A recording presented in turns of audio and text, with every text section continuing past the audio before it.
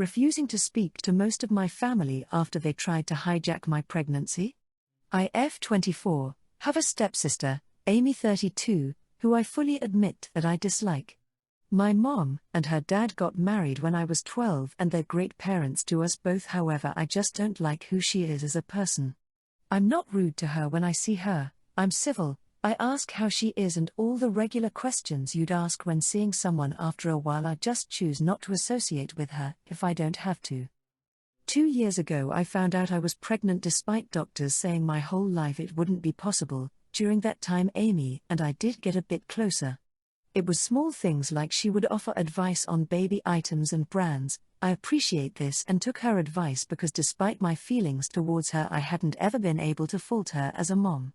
She's a great mom to her kids and her advice did mean a lot and it helped. Amy even asked if she could make a cake for a gender reveal. I wanted to have her feel included as we had started to get close, so I accepted. I lost my baby a few weeks after the party and that's when Amy and I began to distance again. She said incredibly hurtful things that I haven't been able to forgive. I found out I'm expecting again. When I told my family she acted excited and started planning a gender reveal in front of me. I told her I don't want one. I don't care about the gender, I just want them to be healthy. Our whole family agreed not to do a party and they understood. I was grateful. Last week I went to a family meal at our parents' house as my due date is soon and we don't know when we can all be together again. When I got there I found out Amy had completely ignored me and decided she was having a gender reveal. Obviously I was pissed. After finding out that everyone but my parents knew what she had done I decided that I would give a speech as they all requested. I said they were all disgusting, selfish and ignorant.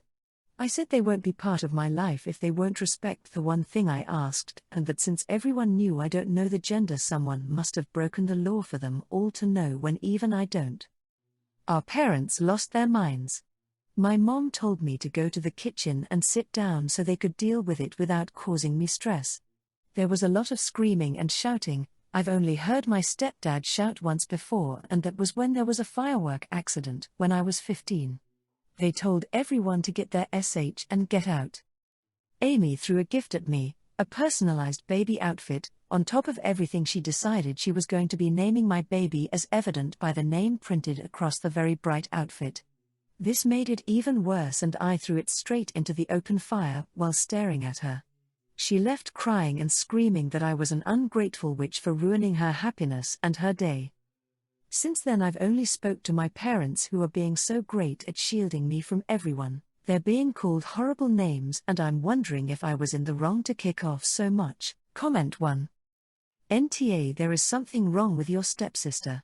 She is weirdly obsessed with your baby. Notice how she didn't care about you unless you were pregnant. She said very hurtful things after your first pregnancy ended. You destroyed her happiness. She named your baby. She broke the law against your wishes. Amy is unhinged, and you need to be very careful around her. Don't let her near your baby, and don't allow her to have any other information about your pregnancy. OP. I think the only reason we started to get close during my first pregnancy was because I felt like we had something in common that we could actually talk about. I felt happy that she was excited like she did care about the baby and that she was so open to giving me advice on stuff and even looking things up to compare items and brands for me when I asked. It felt really nice to be able to actually bond with her over something as silly as that sounds. I won't be having her near the baby. I'm moving after Christmas, so there's going to be more distance between us thankfully. Comment 2. NTA et al. These are very personal boundaries and you have every right to defend them even if it means going nuclear. Planning this party behind your back for themselves, digging up this information, naming your kid. It's insane. And to then do that with your history is just cruel. These people need to realize that this is not their day and it's not about their happiness. It's about yours. And if this was such a big deal to them, it mattered more than the mother's wishes and needs. They really need to get a life. Refusing to continue to babysit my niece and nephew?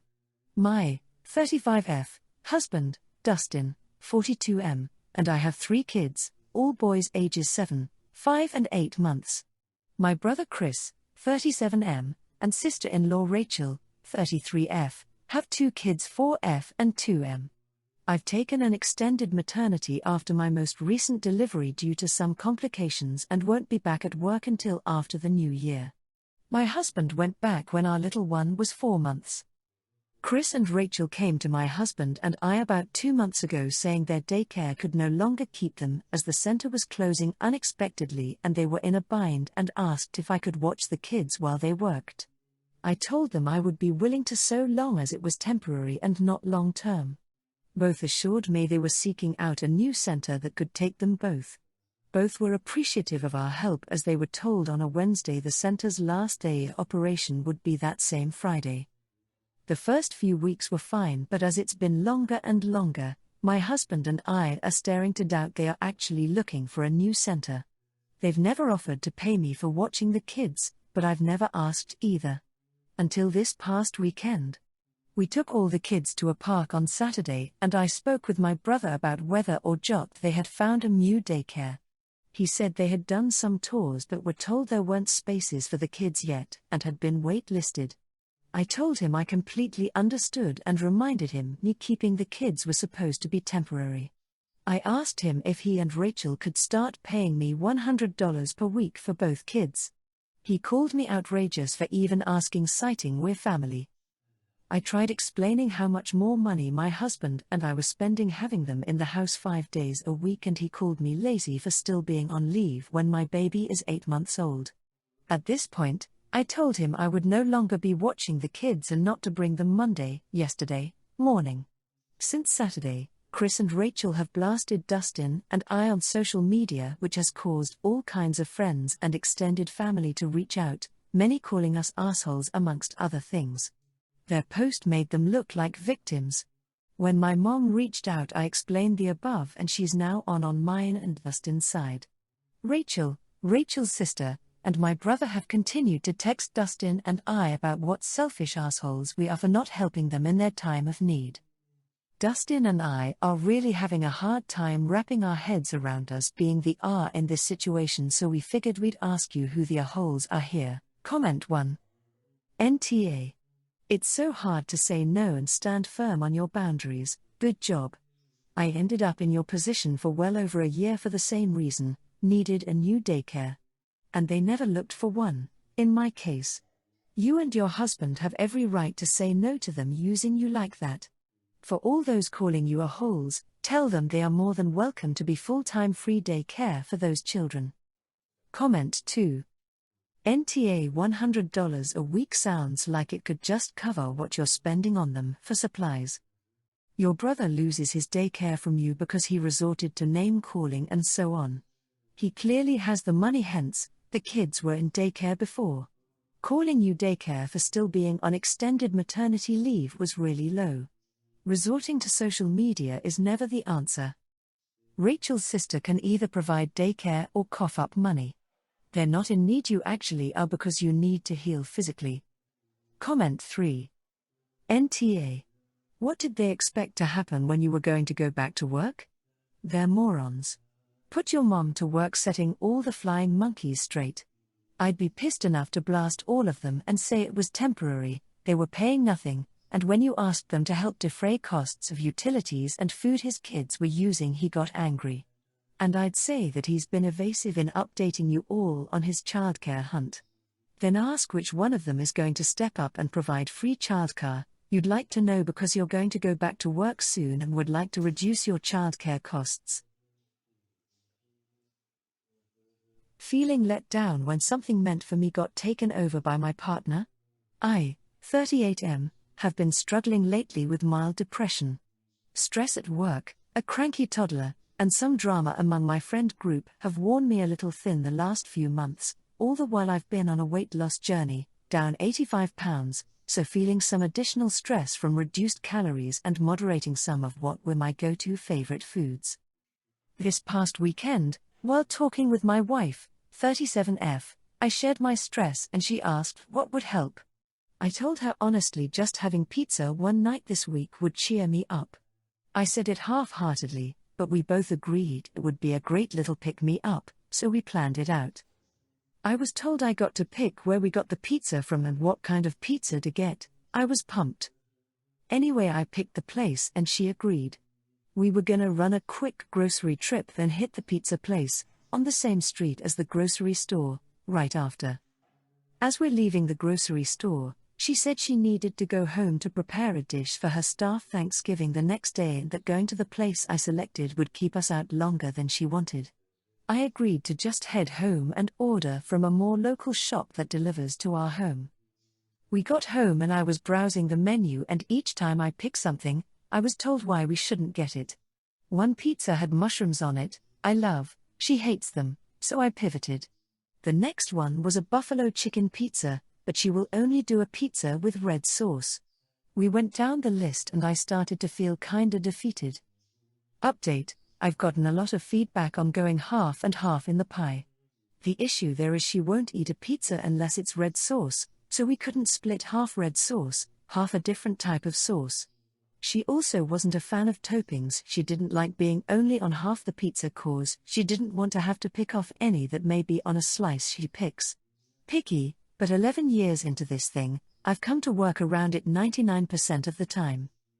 I wasn't mad at her. I was kinda bummed that this thing that she suggested we do to cheer me up turned from me picking the place and the pizza, to her changing the restaurant and choosing what we got. In the interest of peace, told her she could order what she wanted and I would just eat leftovers from the fridge. She ordered her pizza and I ate the leftovers. Anyway, we talked later in the evening and I shared my disappointment.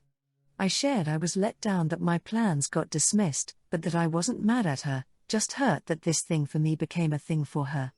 This is a conversation we've had a few times about a few different occurrences of this happening. After I shared how I felt, she told me I should have told her that I didn't want to go home and that I didn't want the pizza she wanted, which I kinda feel I did when I picked the place and picked the pizza, both of which got vetoed. Comment 1. NTA, my heart sank for you when I read this part. She ordered her pizza and I ate the leftovers. You two planned out the pizza dinner to cheer you up. Simple request, easy to accommodate. Then she suddenly and last minute realizes that she doesn't have time to do that with you because she needs to make Thanksgiving food for her coworkers. Poor planning and difficult to believe it was a simple accident. Then she vetoed every suggestion for pizza toppings you offered until she got exactly what she wanted. I would be upset too. NTA. Comment 2. NTA, what really broke my heart was that she got the pizza she wanted and you just ate the leftovers. You've made an improvement to yourself with your weight loss, but still suffering from the mental and tedious struggles of life, and just wanted this one pick-me-up to help give you some form of happiness. Then she had to make it all about herself and her staff Thanksgiving. Nothing was for you or about you. It sounds like a regular thing to where you've learned to expect it with her, and that's really sad. Congrats on your weight loss, bro. Don't let anything get you down when it comes to that, at least. Saying to my wife that I'm the one who gets to make decisions about my niece? My 43M niece, 14F, is being raised by my wife, 40F, and I. It's a long story, having to do with my sister getting herself pregnant from a deadbeat and proving overall unfit to be a mother. Bottom line is, I see my niece as my daughter and love her just as much as my own biological children, 11M/8M. I know my wife also loves her the same way, however I'm legally my niece's sole legal guardian. My niece has practiced gymnastics for the past 10 years, and when she was about 7 or 8, one of the coaches at her gym took notice of her potential and suggested she could really make it as a professional athlete. I personally believe my wife and my niece/daughter were taken by this promise of future glory. Can you imagine if she competes in the Olympics one day? My wife said, I was always very cautious because I do realize the shots are slim. I also knew that could cost us a lot of money going forward, but the coach believed so much in her that they managed to cover some of the costs of her training on the gym's dime. And when I say training, I mean training, some serious hard work. I told them I was fine with the idea as long my niece was happy doing gymnastics and it didn't majorly impact her life.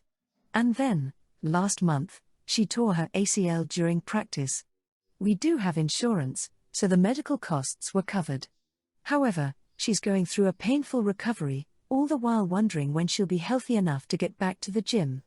But I told my wife I don't want her to do this anymore. Seeing her get hurt and in pain made me realize this is a dangerous sport, and the toll it's taking on her body is simply not worth it. My wife said I couldn't make this decision without considering what my niece wants. I said I can because I'm the adult here and she's still a child. So my wife said there was still the matter of her disagreeing with my view, and that we were supposed to make this parenting decisions together. I then said that's true regarding our boys, but not when it comes to my niece. All I meant is that I'm the sole guardian in the sense of being responsible for her. What my wife got is that I was undermining her as a surrogate mother. Edit. Some additional information. To be clear, I still haven't talked to my niece about this. I shared with my wife that, given the severity of her injury, I didn't want her training anymore. This discussion was between my wife and I, it didn't involve our girl so far. Comment 1. YTA. Your wife should have just as much a say in decisions regarding the niece as you do.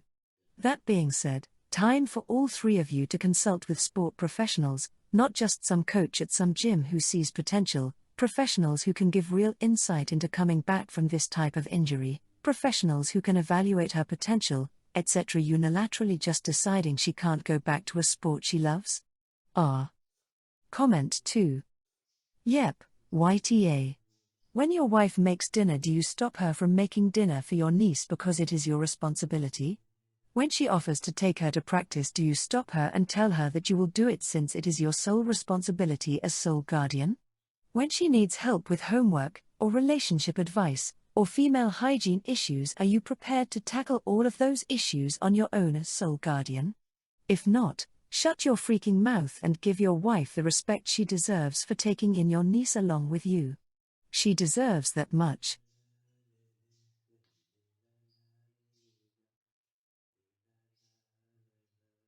Ignoring my selfish neighbor when my baby cries? I am the father of a 1-year-old toddler. Recently, she started teething, as her molars have started to come in. First, it was the top ones for about a week, then we had a week's break, and now the bottom ones are coming in. It's clearly causing my daughter a lot of pain, especially at night. Before she was a good sleeper, but now it's been rough. She's been waking up around 1 a.m. and then 3 a.m. daily, screaming with her little fingers in her mouth. My wife and I have tried comforting her, bringing her in our bed. She sleeps in our room anyway and her crib is next to our bed, but normally she likes to sleep cuddled up when she's uncomfortable. We've even given her baby Motrin to help with the pain, but she still screams for about 10 to 20 minutes each time until we are able to settle her. It's shrill and it sucks, but there's not much we can do beyond what we are already doing. We live on the ground floor of a new condo building. It's made of heavy concrete and decently soundproofed, but not perfect. Above us lives a single woman in her late 20s, early 30s. This is an expensive part of town in a new building, so we can assume she's decently moneyed. She also keeps her balcony door open all day and night that faces into our courtyard. She has been punishing us during the day by blasting loud music directly into our unit by putting a stereo next to her balcony. We are on the ground floor and have a fully enclosed courtyard so it vibrates around. She's got great music taste, and my daughter will dance to it all day long.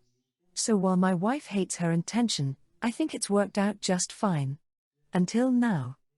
Last night she came barging down at 3 a.m. and rang our bell 4 times while we were trying to settle our daughter.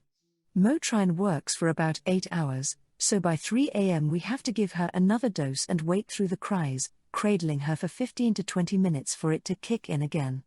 My wife, a strong-tempered petite woman, amplified by her first year of motherhood, wanted to go fight her then and there, but I said let's just concentrate on settling the baby and ignore her.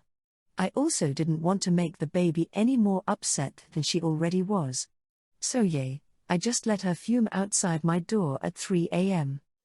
Update, I delivered a small care package to her door with a long letter and a bottle of wine and chocolates. She was not home so I put it next to the door. We are only here for a couple months, temp rental until we finish construction, but I'd rather offer an olive branch than see all the pettiness continue. Yes, it sucks to be woken up. Yes, it's a shared building. Yes, people throw parties here until 3 a.m. on the weekends. Yes, babies cry and we try our best. For those who live in very big cities, mine has 22 million, this is what you experience. I'm listening to loud mariachi music from the neighbor across the way right now. Comment 1. She could be more understanding and the stereo thing is stupid and childish. But as a person without kids, why should she be awakened because your child is teething? It is not her fault. But you seem to have no sympathy for her position. You even go so low as to suggest her apartment is paid for by her daddy instead of her, which seems like a low-grade passive-aggressive insult. I am not suggesting that you should somehow force your child to stop crying, nor am I suggesting that you are doing anything wrong. Teething is a normal part of child development. But that does mean your choice to have a child should infringe on other people's choice to get a good night's sleep.